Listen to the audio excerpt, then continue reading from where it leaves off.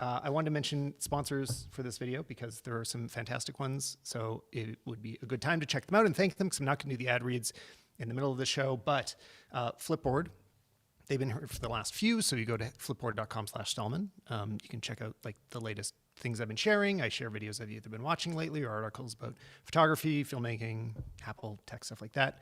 So I appreciate that. Flipboard. Also, we got privacy.com. Privacy.com/Stallman is where you should go check that out. And that's basically a way to secure your credit cards or your online purchases. They put kind of a wall in between you and who you're purchasing from, which is incredibly helpful. And then I closed the window with my link to the last one. What is the last one, Marco? Are you still there? Do you have the window open of who our third sponsor is this week? Because I had to close it because I was getting a loop of myself. Oh, I found it. And the last one's IntroZone, which is a podcast from Microsoft, all about basically like SharePoint and more like real tech stuff. Like if you're an IT administrator, IntroZone's a fantastic podcast to learn more about what you need to do your job. So check out those sponsors. If you want to hear any more about them while we're talking. And that's it. And now we can just actually hang out, Jenna. So great sponsors. Good. That was great. Very impressive. Yeah, very professional, right? Which it's like, it makes me think of it's weird to me when people do, like, how do you structure your, like when you do your podcast? If anybody hasn't listened to Jenna's Same Brain podcast with her sister, it's fantastic. But like, it's weird to me when people bunch them together because I feel like then you have to sit through more. I always like split them up in the middle of the episode.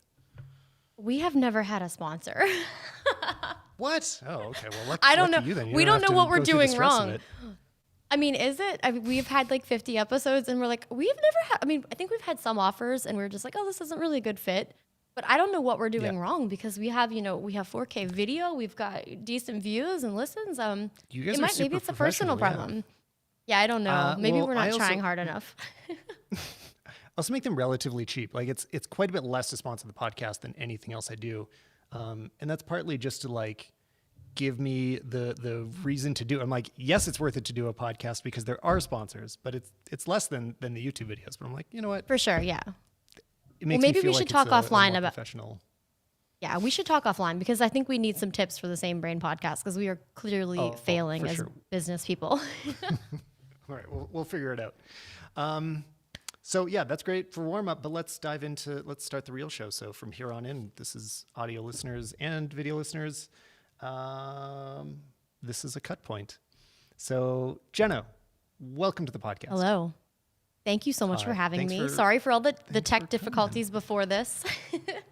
That's okay. There'll always be more tech difficulties. That's why you get into tech is to troubleshoot. It's true. It is very true.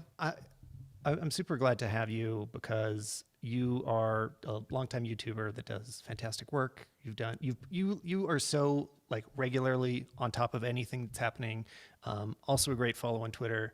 So, I mean, if anybody isn't already following you, they should be. And you also have a podcast yourself. So podcast listeners, there's another good one called Same Brain. So check it out. Thank you so much. I try. Yeah, I've been doing YouTube for over 10 years, maybe 11 years at this point. I started off doing like vlogs, and it's funny because like past year and a half or 2 years ago, I was like, I'm going to get into travel videos. Like I'm going to go travel. It's going to be great. It's going to be all my content.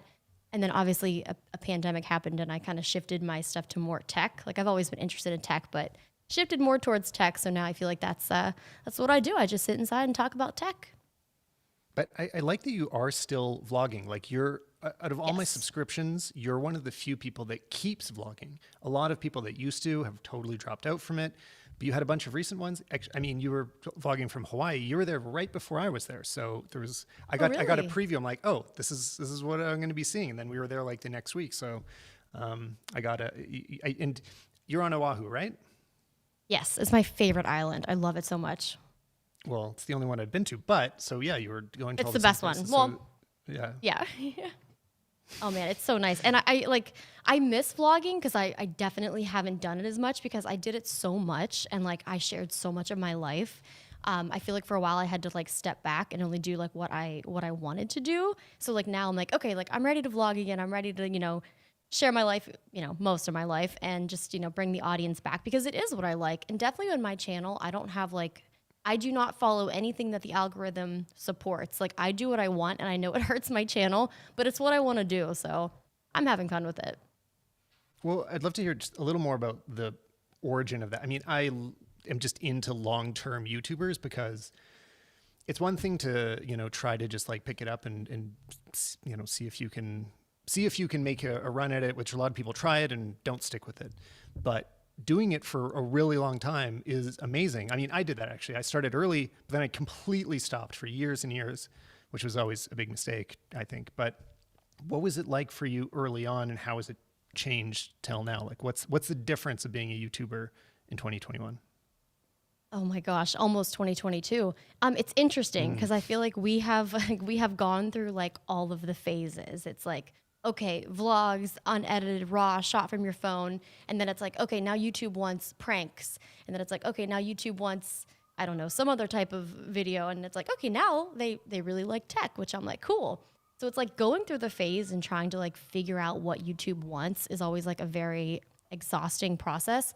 And I feel like that's when I just kind of like stopped. Like I've been so close to hitting 1 million subscribers for so long, and I've just like stopped caring. I'm like, you know what? If it happens, it happens, but I'm just going to post what I want. I'm going to stay true to myself and my content.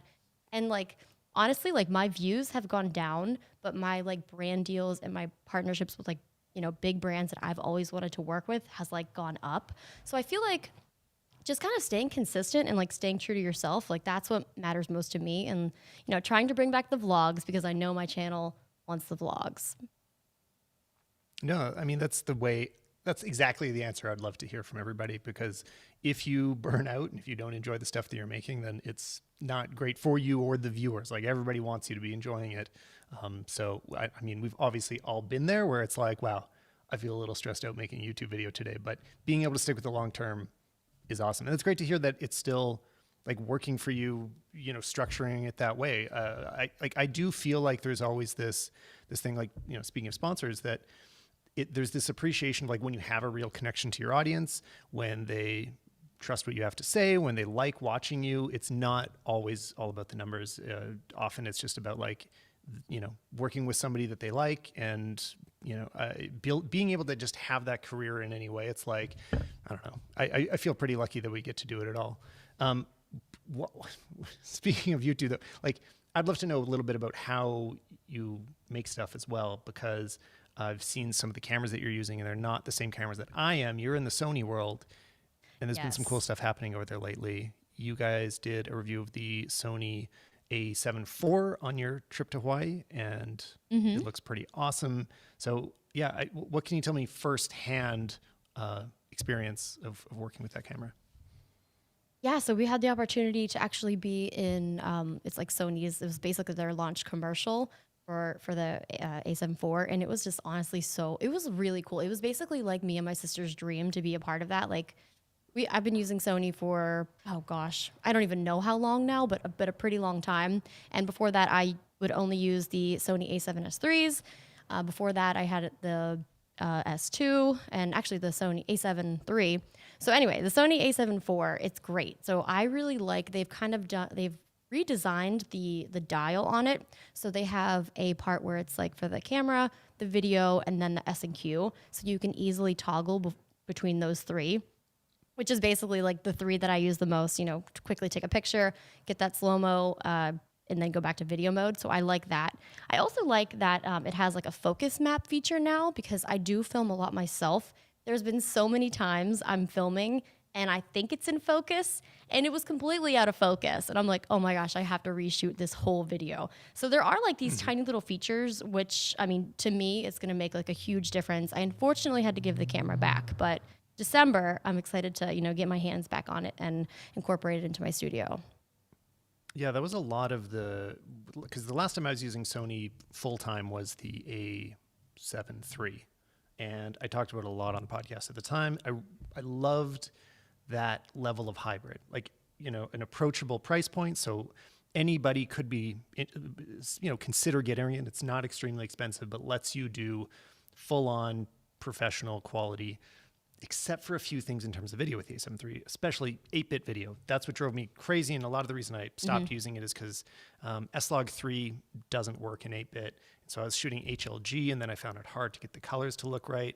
S-Log2 is a bit of a compromise compared to some of these, to the dynamic range in the newer cameras.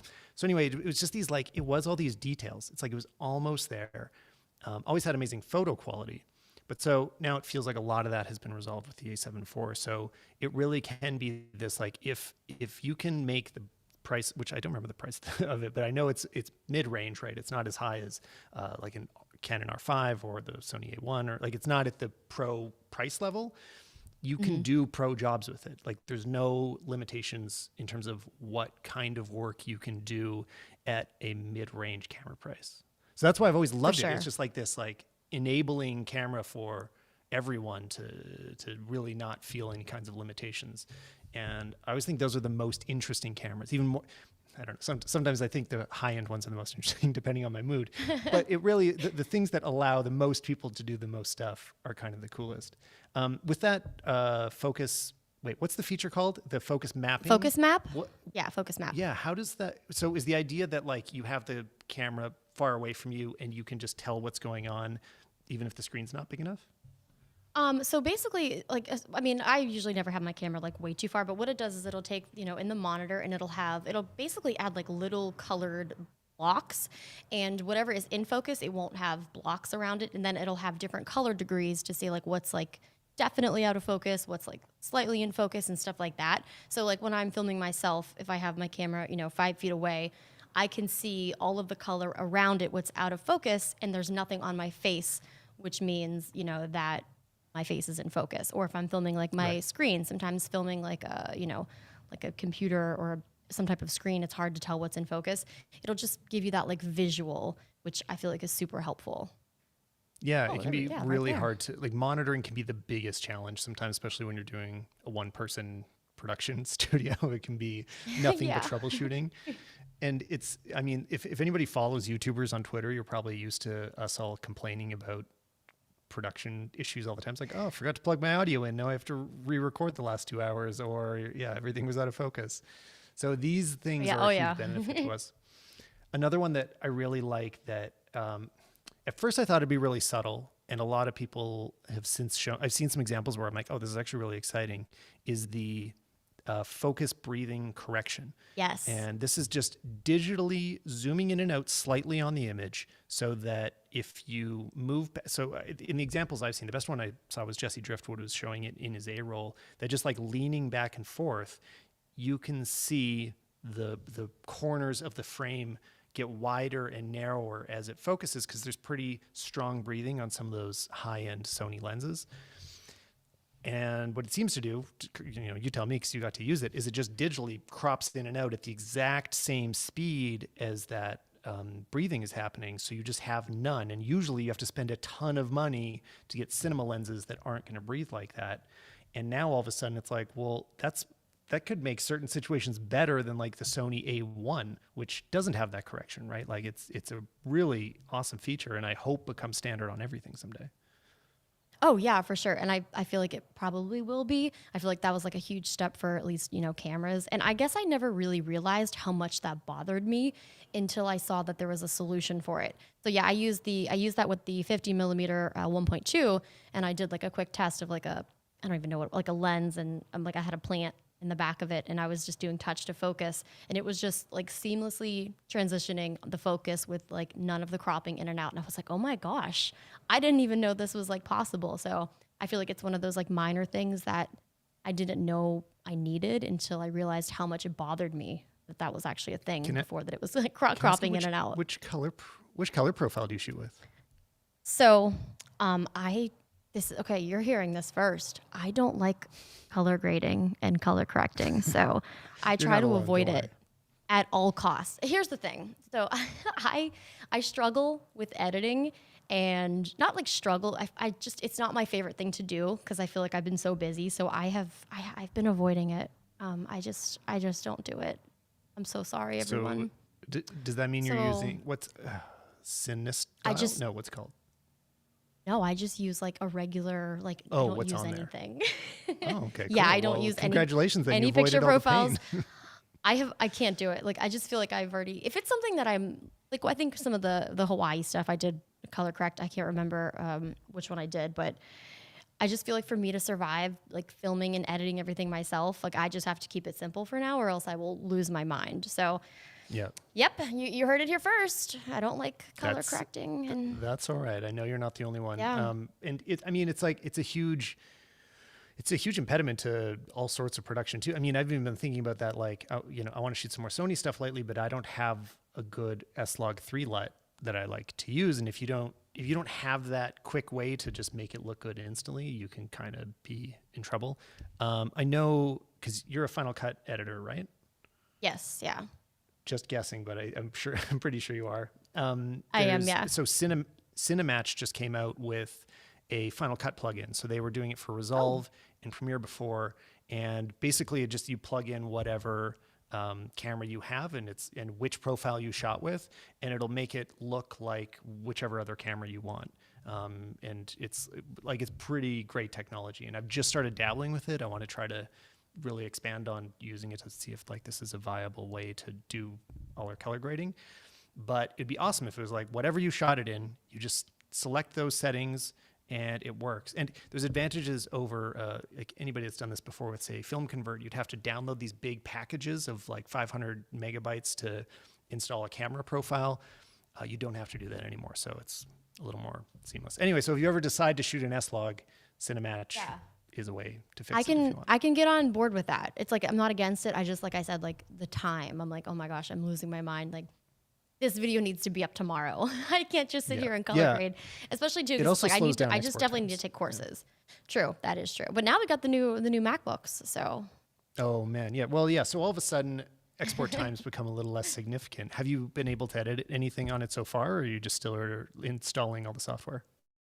I'm still installing a bunch of things, but I did edit 2 videos on it so far. They were very basic though, so I haven't really given it the full, test it deserves, because I got mine kind of late because I maxed it out, so it took a little bit to get here.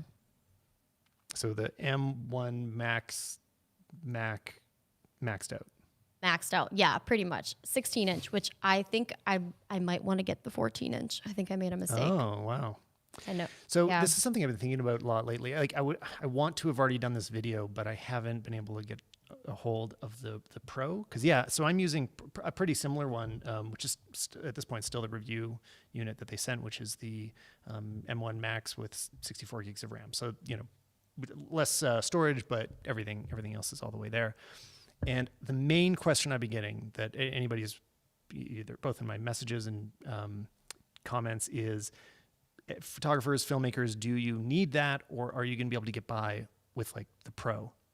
And I have a feeling that even if you get the 14-inch with the Pro processor and 16, maybe 32 gigs of RAM, you're going to be totally fine. I think you can like run pretty much any professional production stuff, even with those affordable ones. And I haven't proven that to myself yet. Mostly this is from watching other people's reviews. But that's awesome. Like I've seen people complain about that, like these are very expensive computers. To me, it feels like the price of the minimum you need to spend went down. Most people can spend less on their next laptop because of this. Well, you can also get the M1 Max in the 14-inch. You can also like there's right. So or it's like or you there's can really max it out in the small one. Yeah, you can max that out as well. So it's like, okay, the only thing is like the screen size. So you're really not losing performance in that smaller device. And yeah, I think I made my title because I just did an unboxing because I was pressed with time, and I'm like, I'll do a full review once I can actually spend time. And I was like, unboxing my $7,000 MacBook because that's how much it cost. And people were like, you're bragging. I'm like, I'm actually not. Like, I would prefer not to spend that much money on it, but like that's how much it costs to get this like beast of a machine. And I've actually been using when Apple sent me the M1 13-inch base level, like 256, like base level Mac. I used that for an entire year for everything, like almost everything. And I had with obviously an external hard drive. And like I was editing photos, I was doing 4K, I think even 8K content at some time. And, I had some beach balls here and there, but like I used that for a year and it was incredible. So I really don't think people who get the Pro, like I think that's even still going to be a huge upgrade. Or just even the M1 in general. It's crazy. So what have been your main bottlenecks, like both with the old one and even the new one? What moments need to get faster for you to have a better computer experience? Because I've got a little list in my head, but I don't know yours too. On the new device, what needs to be faster? Both of them, even just in general, like what are the things when you're working that you're like, oh, this is when I wait? You know what? I actually did have some Final Cut issues again, but I think it also could just be like the Monterey. Usually, I try to not upgrade, until like 4, 5, 6 months after. So it could just be that. But on the device itself, like I said, I've only spent like 4 or 5 days with it. So far, like the battery seems to be much better when editing. I feel like my only complaint is it feels very heavy and bigger. But as for like, I'm like, so I didn't realize that during this pandemic, I have now carried my laptop everywhere around my house, and carrying the 13-inch M1 compared to now carrying this, I'm like, I need to start lifting weights because this is like significantly bigger. Well, you are lifting weights also, by carrying this. Yeah, true. That is very true. But I haven't heard the fan yet, so I'm very impressed with that. Like I am able, I have Final Cut, Lightroom. I have like 20 apps open, and I'm like, oh, it's still working. This is much different than my experience on the M1 base level model. So I still need to figure out what I would like different. The notch doesn't really bother me, but when I see it, I'm like, oh, this is different. But the new display is incredible. The headphone jack, I like that it's kind of like a smart headphone jack. I'm not sure what it's actually called, but it can like detect what you have plugged in and kind of like adjust the audio accordingly, which is pretty cool. Yeah, it's got like the high impedance support for those headphones. Yeah, no, I mean, it just feels like they checked everything off the list. It's pretty insane, actually. But I now use like, CF Express cards. So I'm like, well, do I go back to using regular SD cards?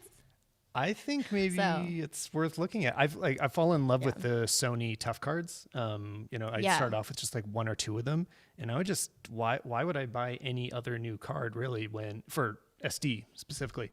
Because they just feel like they're never going to break. I haven't had one break yet, but they are waterproof and sandproof and everything proof, and they're really fast. And all of a sudden, it feels like you're moving to like a futuristic media type. Like SD now feels like the past, and Sony Tough SD feels like a new thing, even though it still is just SD cards. They're so different that it's been they're machine washable. Huge quality of life improvement. Yeah. Have you done the tests? My sister and I had a shoot. It was like 2 hours away. We spent like 4 hours in the car. We spent like all day filming, like, hired some people to help us. We get home, and I had her jacket, and I was like, oh, I'm doing some laundry. I'll throw your jacket in the wash. And she calls me like 30 minutes later. I'm walking the dog. She goes, did you throw my jacket in the wash? I go, oh yeah, I thought I'd wash it for you, because we were like sitting in dirt.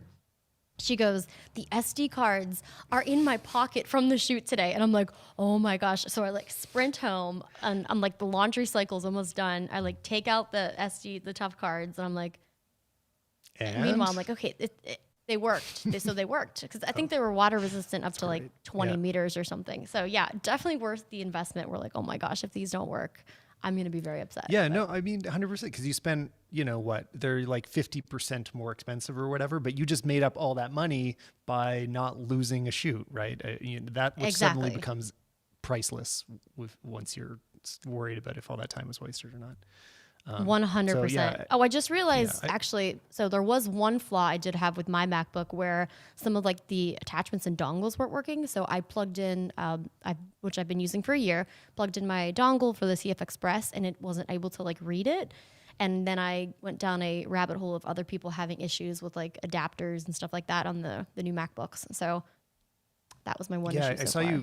I saw that on Twitter. You were talking about that, and a few other people said basically the same issue, and it's just specific card readers, things like that, which is, annoying. The one that I've had is like memory leaks, where I'm not doing that much, but I'll get the warning that it's like, all of your memory is being used up. You have to quit some apps. And I'm thinking, this has 64 gigs, and I'm not using all of it. There can be these moments where it wants to crash when I know that it shouldn't. So, but that seems to be an M1 issue going back a whole year now, because other people had been reporting it for a while. So I don't know. I actually did have that issue.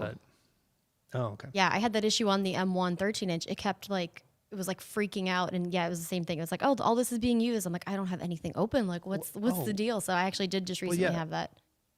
Now that I think about it, I had that on the iMac as well, but it only had 16 gig or 8 gigs. Yeah, like it had the minimum RAM in it. So I Yeah. had been blaming that. I was like, oh, I just don't have enough RAM. So that's the problem.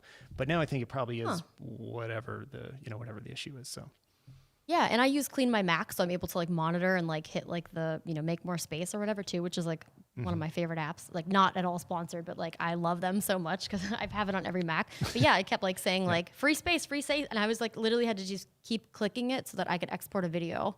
It was a weird thing, but well, the only good news I have is that it didn't really slow my machine down, at least on the new one anyway. I'd get the error and I could kind of just keep working, and it would be complaining, but I could keep doing stuff. So I don't know. At least it didn't, ruin my day. But I kind of wanted to let people know. So overall, the main thing I think people should think about these computers is like they could totally change your workflow because they are so super fast. It seems like whichever one you get, whether you get the 14-inch Pro with 16 gigs of RAM or you max it out, they can make previously super slow workflows ridiculously speedy. But I want to temper some people's expectations because I think they might expect that to mean it's like a full solution for every problem in your life. Like you will just always be happy and you'll never wait for your computer again. So public service announcement, you'll still end up waiting for certain things like in Photoshop, I definitely still wait for photos to load in and to save, which I think is weird because like I know how fast these hard drives are. They are stupid fast. They're infinitely fast, faster than any other sort of storage device I've ever had access to. They're getting similar to what RAM speeds used to be, but I'm still waiting for Photoshop to save. Another common question I got was with Lightroom, as you flick through photos, there can be this moment where it loads in the preview of the next photo, which is really annoying when you're trying to sort through them quickly, right? You're just like going next, for us, we'd be like next and then give it 2 stars, next, give it 3 stars. And you're doing that really quickly. And if the previews aren't instantly loading, you're always waiting for them. That still isn't fixed. So the biggest things that I'm still waiting on feel like they are Adobe issues, which is really frustrating because you can keep buying better and better computers and you're still like, oh, I'm still waiting for a software update. Really, like, not ideal. And I really ran into this when I was doing my Mac Pro test a long time ago. I was doing all these Lightroom tests with it, and then I turned on the activity monitor. And I'm like, oh, it's not using half the cores. Like it's not multi-threaded for a lot of the main things that you do in Lightroom. So you can get as good of a computer as you want, and it still doesn't get better. There's also Capture One, which is better in terms of the previews, but still not optimized for M1. And there isn't like a Metal optimized catalog software. So there's like Pixelmator and Affinity, and there's all these Photoshop replacements, but there's not like a Lightroom replacement that's written just for the Mac. But do you use the Adobe suite for your photos? Is that how you edit? I do, yeah. And I actually, like I said, I just got this one. So I just downloaded it and I was using Photoshop today. And I guess I did kind of notice there was a little bit of lag. But it's through like the Rosetta though, right? It's not like actually built for the Apple Silicon. Oh, yeah. Wait. They didn't. Because isn't it? Or is it not? I thought they had done. Like Lightroom. Did they? I don't know. We won't be the source on this because we're. Yeah, we are not the source. Somebody check in the chat room in real time. Can somebody? No, because I actually was like, it's like download Rosetta, and I was like, do I need it, or am I downloading like the wrong version of this? And I had that thing today where I was like, I should know this, so I don't know. So I need to also know because maybe I downloaded the wrong version. All right, chat room, let us know, and we'll confirm in a few minutes. Thank you. yeah, me too. Can you tell? But I mean, I know with Capture One they didn't do it. They've said that they're not. And oh, by the way, this is a complaint about. So recent news was like Dropbox saying that they are not going to be supporting M1 until at least a full other year from now, which was the first time I thought about leaving Dropbox. I've heard a lot of other tech people I follow have complained about Dropbox for years, and they're like, maybe I need something else because there's all these like technical baggage you get with it. It's using more on your computer than you really want it to. But the fact that they're not rewriting for Mac processors is the thing I'm like, that's a step too far. I want this to be optimized because it's always running on my machine. And I don't want my battery dying faster. I don't want it to be slowing things down. This should be optimized. And they said they're not making it a priority. So I don't know. Weird. I want everybody to get on top of it. Oh, yeah. I wonder why that's a thing. I mean, I feel like we have other options. So like if they don't adapt, then we just go somewhere else. Yeah, no, exactly. And I've said this a few times, but I always think about like, this seems like the time that it would be so cool if Apple still did Aperture. Like, did you ever use it back in the day? I didn't know. Because, But well, neither yeah. did I really. I've kind of always used Lightroom. I've dabbled in Aperture, but I chose Lightroom. But I bet it would be really fast. Like if Apple was developing their own photo software like Final Cut that had a dedicated team, that's the one that would be exciting, right? That'd be the one where it's like, wow, this just like destroys the speed of using Lightroom in the same way that Final Cut is so much faster than Premiere. It'd be super cool to have that for photos. That would be amazing. Let's hope that they are. Let's put it out there in the universe, or anyone, Apple. We want it, so we're ready. We're waiting for it. Yeah, bring it we're back. around. Because, yeah, there's all this awesome third-party software for the other stuff, for Photoshop. It's just the like catalog management and the batch editing and all that stuff that, yeah, we could really use a much faster option for, because there just aren't any right now. Yeah, it's true. It's like the hardware is there, but it's the software that is potentially holding us back. Yeah, totally. Which reminds me of like in iPads as well. There's always this like, wow, this hardware just keeps getting more infinitely amazing. Well, I don't know what I'm going to run on it. So I don't know. Do you do productive stuff on your iPads? Are they part of your workflows? Okay. Another crazy thing. I don't own an iPad, which I know. I mean, I have before in the past, but I'm just That's a so clear overwhelmed answer. with everything. Yeah, clearance. I just don't own an iPad because I'm like, I don't know. Like I have these laptops. I have my phone. Half the time, even it's like me. I have a TV, and half the time I'm just like looking at my phone and watching my phone like for a show. So it's not in my workflow. But they are nice. Like I love the iPads. I'm just like I can't deal with another thing. They are so nice. Yeah, they're though. definitely an optional part of my life. Like I like them a lot, but it's almost an extra effort to go use it. It doesn't feel like really natural to me. But I think I probably will start doing the multi-screen thing more when I travel, of using it for like when I'm editing in Final Cut, for example, put the edit full screen on the iPad so you can see it really big, and then have all your controls over on the other one. That's probably something I'm going to try to integrate more. That is, yeah. Like the sidecar it's a really nice feature. It definitely is. But I feel like now with my 16-inch, especially coming from literally 13 back to the 16, I'm like, oh, I've got so much more space now. But yeah, I do like the sidecar. And there are so many great things. I'm just like, I don't need another device right now. Like, just going to keep it simple. Yeah. No, I don't blame you at all. Wait, back to your question. I'm going back. I remembered something that I wish the MacBook had: Face ID. That's it. Yeah, I mean, wish it had it. Everybody said this, but it feels like with that notch, should have been in there.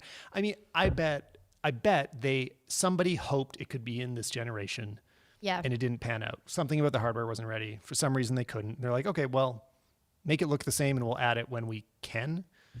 Yeah. But it feels like it's missing. It's like it seems like it should be there. It does. Like you open it up and you're like, oh, go ahead, yeah. sorry. Well, I didn't unlock. I've been using Top Notch. Have you seen that app yet? I haven't. No. It all it does is it redraws your background image to have a black bar at the top, so your notch disappears. And I actually don't. That's not the reason I use it. Is because I don't mind the notch. Like I don't even notice it. But I don't like having the color of my background image bleeding through my menu bar. So when I've got Final Cut basically full screen, and I still have a menu bar visible, because I don't do the full screen mode. I just fill my screen with the app. I don't want to see like blue shining through the back. I just want to have no colors other than the video. So yeah, anyway, Top Notch, it's free and it's been great. It just makes the whole top of it black. So there's no extra colors. The notch disappears if that happens to bother you. But I don't know, little recommendation. Yeah, that's interesting. No, I'll check it out. I mean, it's like, yeah, I could see what you're saying. It's like that color that's bleeding through, and it's kind of like distracting. I also, I think I tweeted this, but I was typing, iMessage, because I talk to most of my friends on the computer because it's easier to type. And for the first time, I went to use that touch bar to find an emoji, and I let out a gasp. I literally gasped. I'm like, oh, it's gone. I didn't even know I used it. And like, apparently I used it to find emojis, and that was basically it. Yeah. So that was a shocking revelation. So something I was actually seeing you tweet today was... Oh, geez. No, it was just, we don't need to go into the specific tweet, but you're just tweeting about a crypto thing that you did today. Oh, yeah. And it just made me realize that I haven't talked about crypto at all on the podcast or in any YouTube videos or anywhere publicly. All I've done is sometimes I complain about NFTs because I think a lot of the ways people use them are kind of stupid. But I do think crypto is interesting and I pay attention to it. So why am I never ever talking about it? So I don't know. Since you are obviously also paying attention to it, I wanted to just be like, what are you thinking about crypto and how are you interacting with it? Crypto. Okay, so I think I made my first crypto purchase, which was Ethereum in 2017. I think Wow. it was like a $40 at the time, and it was only because my friends were like, "You should buy this. Like, download this app called Coinbase, and put some money in, but like put in an amount that you're okay losing." And I'm like, "Okay, like all right, sounds good." So that was like my first introduction. I'm like, I have no idea what I'm doing. I'm putting real money into like internet money, and let's just see what happens. And thankfully, I've learned a little bit more since then. And also, thankfully, I've held on to those Ethereum, which I believe it hit the all-time high either yesterday or today is like around like 4,800. So that's nice.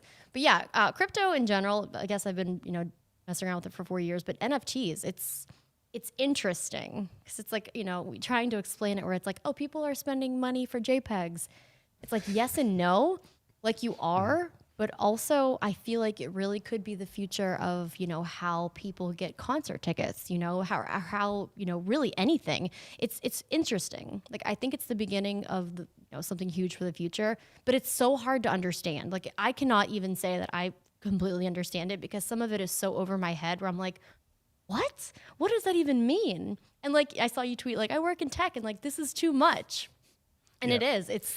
It's insanely difficult, I feel like, to buy some of these tokens and to buy these NFTs. It's like you need this wallet and then you need this wallet and then do this transaction. I'm like, what? This is so much. Yeah, the amount of like acronyms and 4-letter names of companies that you need to memorize. It's like when people talk about it in a really casual way to imply that it's simple, especially on Twitter, because I follow lots of techie people, so a lot of people are just like, oh yeah, you just need this long string of alphabet soup that it apparently has some kind of meaning. It's super confusing and hard to get into. And I've had some more issues because actually Canadian banks were really, I don't know, they like blocked a lot of NFT stuff or just crypto stuff I was trying to do. Like I couldn't transfer into Coinbase. I couldn't find any apps that I could transfer in through our Canadian banks. So we tried to set up a US account just to transfer into it, and a US account with the Canadian bank still wouldn't do it. So we would have actually had to like go to the US to make a bank account for it. Anyway, since then, I've found some solutions and we have some amount of crypto that's like just, enough that, of course, like we can lose it, but we've seen interesting growth in it already. I think we've really had it for about a year now and it's almost doubled, which is like really cool for not that amount of time. I mean, it's ridiculous. Yeah. But I definitely feel like everything that's happening at this moment with cryptocurrencies and NFTs is so speculative. And like you just said with the NFTs, the interesting stuff is what we don't really have yet, I think. Things like, sure, concert tickets or whatever I'm not thinking of. Obviously, it's not here yet, so I'm not going to come up with it on the spot.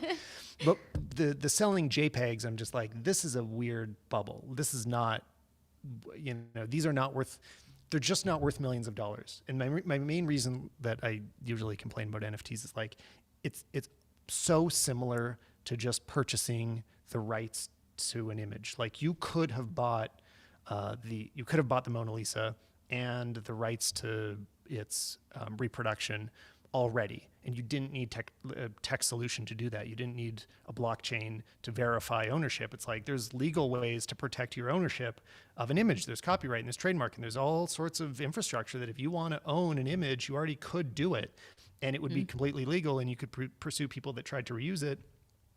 So that specific use case is just so uninteresting to me because it's like, cool, like you reinvented stock photography with more energy consumption. So I still feel like we're kind of waiting for that. Like what is this actually going to be good for? But then in terms of like it's crazy. Oh, sorry, go ahead. Yeah. Oh no, I was going to say in terms of coins, it's making a great return, but still kind of the same thing of like, we're still waiting, I think, to see what's this useful for. For sure. Yeah. And that's the thing too. It's where I'm like, okay, I mean, the inflation is like insane here. So I'm like, okay, like keeping money in my bank account, like it's losing its value. If I put it into crypto, like, okay, it could all go to zero tomorrow and I could lose it all. Or who knows, this like doubles in a week, triples in a week. Like it's definitely a gamble. And that's why I try to support like tokens, you know, that are backed by something like obviously Bitcoin, like Ethereum, now Solana. Like I'm getting into Solana because it's so fast and there's like, you know, not a lot of the gas fees and stuff like that. Did you make a purchase? Yeah, I mean, it was very small. I got $100. It's okay. Dude, no, it's like, that's great. Like anything is like a start. And it's just, and then there's all these meme coins where you're like, okay, I'll throw a couple $100 at that. And if it moons, you know, you make $500 million or something insane. As long as you get out at the right moment. So that's my problem. You know, I always just, it's a selfish game. You're like, oh, it's going to go higher. And then it just drops and you're like, oh, well, that's what you get for, you know. Yeah, the NFTs, it's interesting. What's fascinating is these people, I feel like teenagers or like just these, you know, young adults like making millions and millions of dollars of like, you know, studying this NFT world, buying these NFTs, reselling them. Like I have a friend, he's like, yeah, I made $100,000 in like Ethereum, just like buying and reselling these NFTs. Cause it's like when you buy them and you mint them, then if you sell them, and they keep selling, you get a percentage of each sale that happens. So it's like, it's fascinating, but it's also like, who is buying these? Like what, you know, like no, it's still like that. Like who's buying them? That. Yeah. Who wants, I get buying luxury goods. Like, you know, the idea of like a Veblen good that's just like, this is just expensive for expensive sake. And it's fun to look at because it's really nice. But when it's just a digital product that you don't get to experience in any different way from everyone else that's seeing your post of it on Twitter, like, I don't know. That doesn't seem to be worth $11 million to me. But like people are buying them. So it's like, what am I doing wrong? How do I get into the space? How do I get more time to make NFTs? People are like, oh, you need to get into this. I'm like, with what time? I can't even color grade with, you know, I don't have enough time. I can't take on another task. And what would you publish as them? I mean, that's what I think about them. Like the things we make are pretty commercial. Like they're not art really. It's like either information about, you know, tech or stuff that I'm using or how to do things, or we do commercials for clients. But like, do you have an NFT idea of what you would do? That's the thing. It's like kind of like my sister and I have been like chatting about something we might think would be pretty cool. And then it's also like, okay, like what if we're working with like maybe, you know, smaller artists who want to get their name out there. But the cool thing about NFTs is it's like, you don't really have to have like a huge audience. Like you can still get discovered, you know, even if you're, you know, not like huge on the internet. Like it's just such an interesting world where like, if you get in and you know what you're doing, like you never know what's going to happen. So I feel like that's what makes it so fascinating. Like nobody really knows what's going to happen. So totally. I wish I knew. It's interesting and exciting. Yeah, for sure. For anybody that it helps with too, I just want to say what I ended up doing for my crypto stuff and where I'm at right now. And I want to keep moving forward with it. Anyway, currently, I ended up using Wealthsimple to purchase the coins. I'm doing air quotes here of the coins that we have so far. The thing with Wealthsimple is like, you don't have a wallet. So you don't have the coin. You're basically, you know, buying into like, the terminology is, I'm going to use it all incorrectly, but it's like buying an index that's like tracking the value of these coins.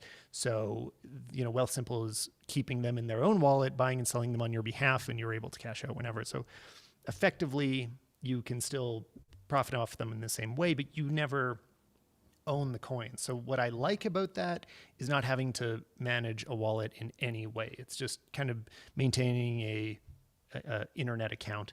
The downside is like you never really own it. So there could someday be, if you're trying to get out of it quickly, like maybe their servers go down and you don't have full control over whatever. But it was very simple. Like it was the easiest way to kind of access them. So I am looking for keeping, and probably going to keep that. And the next stage will be managing a wallet myself. I was using Coinbase, but they wouldn't allow the Canadian purchases. So I left my Coinbase account. I'm looking for a new one now. So anyway, what that's if like if anybody I else just has run sent into my you, problems.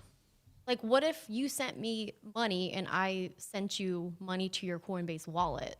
Like how does that work? Well, would that work? So, but that's what I can't do with Wealthsimple. It's just like investing in the stock market. Like I don't have any coins. I couldn't send you coins because I don't have them. Yeah. I'm just like, I'm betting on coins basically. But what I'm saying is like, if you that you wired me money or something, and I bought them Right. here and then sent you, Oh, to Ethereum. that's how we bought our that's stuff what on you're- Coinbase.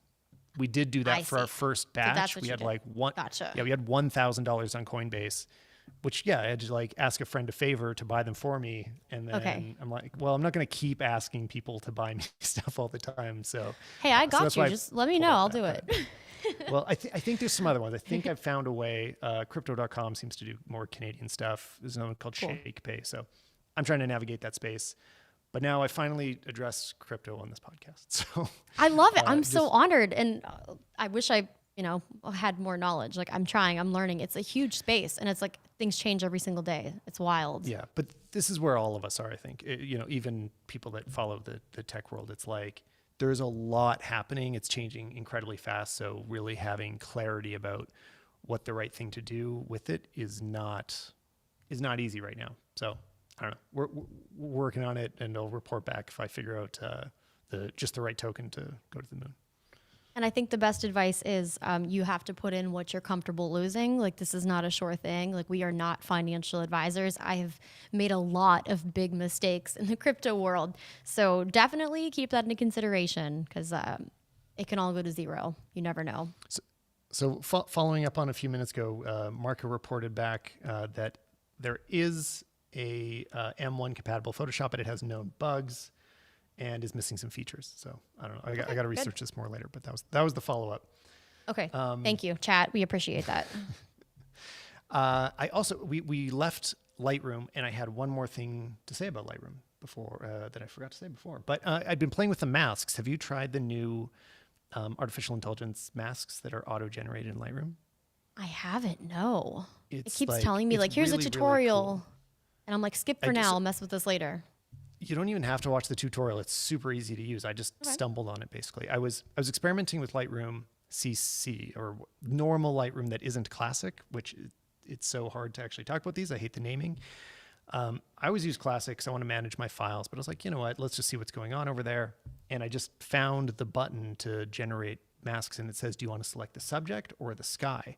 And I'm like, okay, well, let's try the subject. And it just perfectly masked out in these photos. It was photos of my wife, Anya, and she was just perfectly, it was just her. There was like nothing else selected. And I did the sky, and it was, again, like exactly correct. So all of a sudden, you can have this really powerful ability to just make your subject brighter, the background darker, which is like, I mean, half the time that's what you're doing. But it's, I've been using Capture One for the past year, like full time. And all of a sudden, I've been doing the last 2 batches of photos in Lightroom because this is just such a crazy, powerful feature and so fast to work with. So I just want to encourage anybody, if you haven't updated your Lightroom lately, also it is in Classic. It's not just in the regular one. Go try it. It's really cool. Yeah, that's incredible because I feel like half the time that's what I'm like manually doing anywhere. I'm like, selecting the subject or the sky and, adjusting that way. So I'm definitely going to have to check that out. The sky replacement, use- that's in Yeah. Photoshop, right? Do you use Lightroom Classic or Lightroom? Lightroom. Yeah, but for a Right. while there, I'm like, what is this? What is this CC? Like, just give me Lightroom. Give me the normal Lightroom. Yeah, Yeah.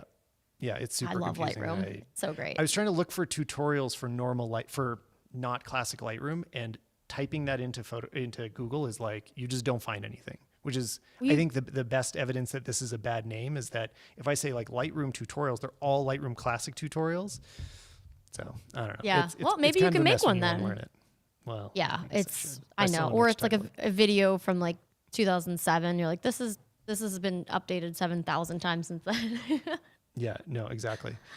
But yeah, it has made me consider Lightroom more. I've kind of enjoying actually like using both Capture One and Lightroom. Have you ever played with Capture One at all, or? I haven't. No, I've always been Lightroom. Yeah, it's like at some point I felt like I had to learn it because it's really the standard in most commercial studios. Like if you walk into a studio that's always tethered, right? They're just plugging the camera into a computer and shooting to a big screen. They're like always using Capture One because that's always been better than what Lightroom does. And so having been on Lightroom for years, I was like, okay, well, I should learn this. I should, know what the pros are using. And there's a lot of things that are really nice about it. But all of a sudden, the challenge of when you start going back and forth with software is you start noticing what you're missing. Like you get used to these extra features that are over there. Like Capture One has all these skin selection tools. So you can like just target skin tones and manipulate them really precisely. There's none of that in Lightroom, but now there's this masking thing that's not there in Capture One. So now whichever one I'm using, I feel like a little bit handicapped because it doesn't have what the other one has. But oh man, like a blend would be nice of them. Half the time too, like for a while there when I was traveling, I would just be editing in Lightroom on my phone. And it actually it was like a pretty enjoyable experience. Like it had like all the features. I'm like, oh, this is great. Like I don't need my computer. I'm just editing on my phone. Definitely prefer to do it on just the Lightroom app for mobile. I haven't used it in a while. What do you mostly use now? If you are going to edit something on your phone, do you have a go-to? The iPhone, like honestly, like the iPhone, the iPhone editing photo, app? just the iPhone editing, like not even an app, just like honestly, like just like in the photos, like I feel like they've done a really good job of, adding all the necessary things that I would need. But if I do if it's like a picture that I take, like from my camera, usually I will use Lightroom. But honestly, I feel like the iPhone itself with all the editing features, it's been, maybe I started caring less. It's hard to say. It's like for a while there, I was like very particular about what I was posting on Instagram. So maybe I've just cared a little bit less, but I still think that the iPhone just in phone editing has been pretty great, but yeah, it's definitely Lightroom on the computer better too. Yeah. But the Photos app was missing a lot before, and now it's like a complete app. It's got all the stuff that you want, and even a few features that aren't really fully supported anywhere else. Like, I did find some really cool stuff recently though, where so both Lightroom and I was playing with the Focus app. Lightroom now supports the depth mapping that an iPhone will do in portrait mode. So if you import into Lightroom, you can identify those different layers of distance and then you do like darkening of the background or all that manipulation based on where the subject is, which is super cool. I mean, yeah, it seems like this is where everything's moving eventually, that hopefully even our fancy cameras would be able to differentiate that, spatial I hope so. recognition. Yeah, I hope so. That's really cool. I haven't tried that yet because like I said, I haven't been leaving the house, so like I haven't been going anywhere. I think this weekend I'm gonna force myself to go like maybe Yosemite or somewhere to like go take some pictures and like get back to that, because I feel like editing photos is definitely something I enjoy more than video and like photography just in general. So I feel like I've made so many videos where I'm sick of seeing myself and I'm sick of editing myself, so I want to go take pictures of nature. Well, yeah. What was your like entry point into YouTube? I guess like was it video, like being interested in videos, or was it like storytelling? What was the first thing that you wanted to do when you started making videos? So, I mean, I was always helping my sister, Justine, who, obviously has been doing this way longer than me. And she's like, help me with this video, or like, what should I do for a video? And she will always say, she's like, half the videos, like you were the reason why they happened, because like you had these ideas and I just had a YouTube channel and, we did this stuff together. So we were always just doing stupid stuff, 2006, 2007, just like making dumb YouTube videos. And one day she's like, you just need to make a channel. And I'm like, no, I don't want to, like, I don't want to be on camera. And I just did it. And I was in college at the time. Like I have a forensic biology degree and a biology degree. Whoa, and cool. after, yeah, it's like so random. But then like, I was like, oh, this is actually kind of fun. Like, having these creative things and just filming my life. And it's cool to like go back on and like see what I'm doing. And I always did like tech. Like my dad has always been interested in tech. I think he had a drone before we even did. And I don't know. I just was like, this is cool. Now I'm kind of doing it for myself and, still helping my sister.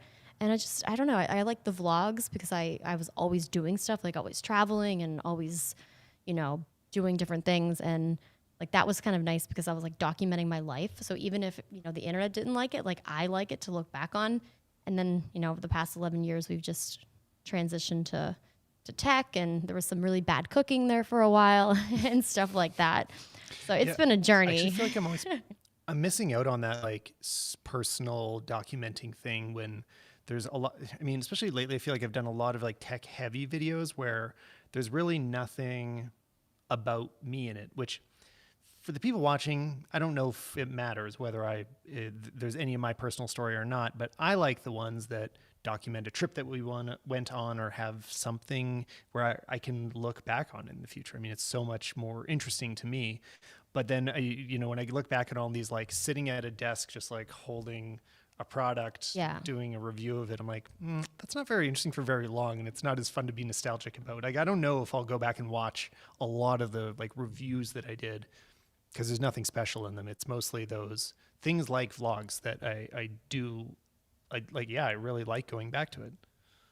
And that's like what I want to do. Like I want to start incorporating like tech into like a vlog, but I feel like half of the stuff has been so it's like, okay, this video needs to be up in 4 days, 3 days, tomorrow. And I'm like, oh my gosh, I'm just doing the best that I can to get this video out on time.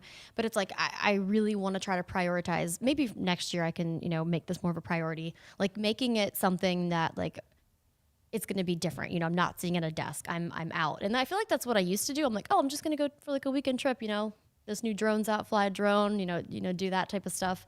But it's just hard because I feel like this tech season has been so saturated and so it's exciting. But I'm like, I mentally and emotionally and physically am so tired and I'm not producing like the best content that I want. I'm just like surviving. So I definitely want to try to do more of the vlog stuff. And honestly, editing vlogs is way easier than like a MacBook or like a review of like a device. I'm just like, hey, look at them climbing this mountain. Yeah, totally. Well, it's for me, I end up, I don't know, because I never do those like just like actual vlogs. If I do something vlog style, I'm still doing a review. So on my end, it means that when I do stuff on location, it's infinitely more time than if I just sit down in the studio. So a lot of the times, it depends, I guess. Can I put out these, what I think are more interesting videos that won't necessarily get any more views? Sometimes they bomb. I know. I'm like, this is way better. This is so much more interesting. Just watch that one. But then people watch the one where I'm sitting at a desk and doing nothing. Or I posted like a vlog where I basically shot half of it on like the front facing camera. It's like terrible and it does like 10 times better. And I'm like, but what about this video I just spent a lot of money and a lot of time and energy on? They're like, no, we like that one. I'm like, okay, well, I guess that's good. You got to give up control over that. You can't decide what people are going to like. I reached over and I picked up the last topic that I wanted to hit today because I just realized I have a Pixel 6 Pro sitting beside me that I haven't talked about anywhere. Ooh. I'm not going to make a video about it, so this is my moment to do it. I actually have to send it back because it's not mine. It was basically a review unit. So I did do some tests side by side with the iPhone 13. I'm going to be posting those on Twitter probably tomorrow, and it was interesting. It's like I used to do Pixel reviews pretty often because there was a moment where they really pulled ahead, right? Like the way that they would do what we now call Smart HDR. What is the general term for that? Just computational photography. They were the first ones to really do that in an interesting way. And so around the Pixel 2, it was doing things that the iPhone couldn't do. But now, for a long time, the Pixel hadn't updated their actual camera system. The hardware was staying the same. All of a sudden, now in the 6, they've come back and readdressed the hardware, so we have some actual new cameras inside. And there are things, the thing that I like the most actually is having a lot more lenses. I haven't had an Android phone since there were, last time it was 3 lenses. I haven't had this like 4, 5, 6, however many lenses you can buy on Androids now, but it's actually great. There was an example the other day that, I was switching back and forth between the wide and the so there's 1 times and 4 times zoom on this. 4 times is too far, but there's also 2 times. And, it's not digital. It's not cropping in or anything. It's an actual 2 times lens. And I'm like, oh, that's exactly the right amount of zoom. That's in between was really practical. So I'd still like iPhones to do that because I'm, a fan of iOS and I'm going to keep using an iPhone as my primary device. But that's when I enjoy picking up an Android, is to find those things like, what did I not even know that I was missing out on? No, 100%. And it's always like the comments that are like, well, Android had that years ago, on like an iPhone video. And you're like, oh, I know. I haven't had a chance to check it out yet. So I've only been seeing some reviews and stuff and people complaining about the camera. What are they calling it? Bump? But I'm like, I think it looks cool. I'm like, it's a new look. I like the design a lot. I think it's a nice looking phone, like the visor or whatever design we have on the front of it. Yeah. It's cool. Like, I think it looks cool. Yeah. And I remember too, I don't remember which Pixel it was, but I think it was before the iPhone was doing like decent night photography. And I remember like my sister was doing a review and I'm like, oh my gosh, that looks so good. And I like took a picture on my iPhone. I was like, this is this looks like trash. So I will say that they definitely did a good job. You know, they were kind of like leaders when the night stuff came out. Yeah, but yeah, for sure. I haven't tested one out yet. I've just been watching well, reviews. So it's not gonna be my full-time phone because I got to send it back. But anyway, those are my quick first impressions. And it did actually, just in terms of image quality, it felt very similar to the iPhone, but always different. There's very few photos that came out looking the same. I think it would be hard. You won't always know which was which because they just make different decisions, and it's not really clear which, like, one's not way more saturated or something. But when I was reviewing the photos afterwards, I'm like, these are not the same. Somebody, at these tech companies is making creative decisions to differentiate them. So anyway, interesting. I feel like my thing with the Samsung too is anytime I take like a picture on the Samsung, I'm like, this looks like the best picture I've ever taken because like the screen is so good. But then when you throw them into Lightroom or Photoshop, you're like, oh, this looks nothing like what it looked like on the screen. So I'm always like, oh, geez, like what I have been fooled. So I'm curious to see like like I've been lied to. It's like I'm always curious to see like what the actual raw picture looks like coming right out of the phone as like a comparison. That's always what I like to see. Well, and now if you're into that punchier look that you get from Androids, there's photographic styles on the iPhone, so you can turn up the vibrance a little bit and get a little more punch out of it. Did you end up using any of those in your regular iPhone use? I mean, not really. No. Neither did I. That's why just asking. No, I honestly, I forgot. And like when I unboxed my phone, I was like, oh, this is so cool. I can do my styles. I'll do it later. And then I completely forgot. So I've just been reminded. I don't blame you. I don't even know, like, Jenna. I don't even know. Cool. Well, no, I super appreciate you coming on. And like I was saying, if anybody enjoys podcasts at all, then Same Brain is 100% where you should be. And if you like vlogs, you should also be watching Jenna's because she does them. And if you like tech reviews, you should be watching those too. I mean, anybody listening to this probably already does. But thanks again for coming on, Jenna. Oh my gosh, thank you so much. This was awesome. I had a great time. Cool. And that's the end of the real show. And now we can just say hi to anybody hanging out that's still here. Who's it worked. hanging There out? was no major technical hiccups other than delays, which seemed to get Oh, worse sorry. as we talked. He's sweating in the first 10 minutes. Totally not your fault. I just, there's always there's always a million things that go wrong. I know. But, Always. but it's cool. I mean, I don't know. The whole reason I do the show is always just so I can like meet people that do the same thing as me. Cause like we usually don't live in the same cities and it's hard to, find an excuse to connect. There's a little while ago, some Adam Liskor that was on this show. I was chatting with him on Twitter and he was just like, hey, do you want to just like have a phone call? I was like, oh, sure. Yeah. Like a personal phone call? Yeah. Like let's just to hang chat. out. Yeah. I'm like, oh, I don't have to have a podcast to have an excuse to talk to somebody. Okay. That's cool. But that's how it can be sometimes with people that live in other places. So well, and too, like events like haven't really been, I mean, like they're slowly rolling back out, but it's like, yeah, like we haven't seen people in what, like 2 years? It's crazy. It's like you see them through the screen, you see them, on like a call, but it's like, yeah, I don't know how to be a real person anymore. Like I go out in public and I'm like walking my dog. I'm like, oh my gosh, I'm trying to have a conversation with someone and I am so awkward. Like where has my social manners gone? I don't know how to be a person anymore.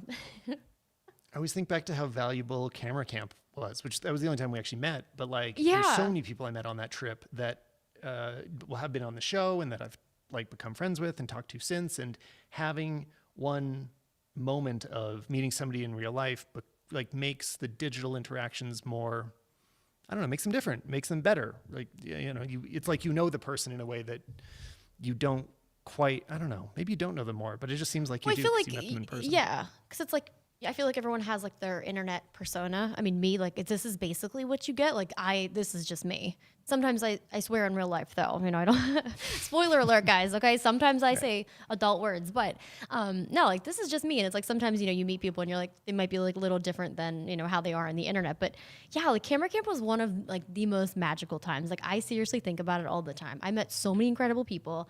Just like, it was just so fun being around like so many like-minded and like creative people and just like hanging out in like a cool place. Like I'm like, we need another one ASAP. Yeah, please. no, so good. I mean, hopefully they come back sometime soon. It was such a good time, and I hope so. And also, I mean, it's also a good time having an excuse to play with all those cameras, which is pretty awesome. Oh, I meant to ask you at the time, what is your main camera right now? Then, if you sent back the A7 IV, what do you shoot with? So I have two Sony A7 IIIs. So basically just have one in the overhead all the time. And then one is like my main camera. I feel like I was going to get a third one just as like so I don't have to like touch anything in the studio because there's nothing worse than like adjusting it. But with the, the 4 coming out, I'm just going to have that. And probably, I don't know, like, who knows? They might, maybe I think I want to say it's less than $2,500 USD. So, and then the A7S III it's up there. It's like $3,500 for body only, I believe. Oh, yeah, and I think in Canada, you guys, it's more expensive for you in Canada. Sorry. Yeah, well, it's not that bad. The numbers look worse than the buying. Yeah, like the buying power is still it's not terrible. And we still can order from B&H, and it's usually not a bad deal. So you can't?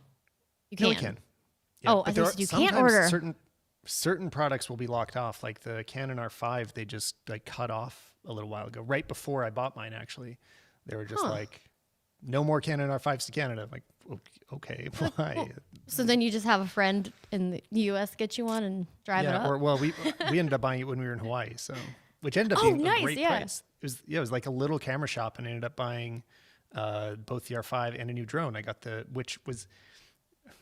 That's a tangent. I bought the new because we're in Hawaii, and I'm like, you need a drone in Hawaii. Everything's amazing. You do. And then the Mavic 3 was just announced. Like, the rumors came out the day after I bought my drone. Now it just came out, and that looks so good. So I haven't flown it yet, but I know it looks so nice. And that's the thing too. Actually, when Camera Cam happened, I think that's when the new iPhones were coming out and the new watches, and like basically like 100 people shipped all of their stuff to this small town in like in like or Montana, and it was great because there were no sales taxes. So like in California, it's like 10% on everything, but there I was like, it's 0 sales tax. I was like, this is great. I'm gonna like start shipping my my gear to a taxless state and just fly up there to get it because it's way cheaper.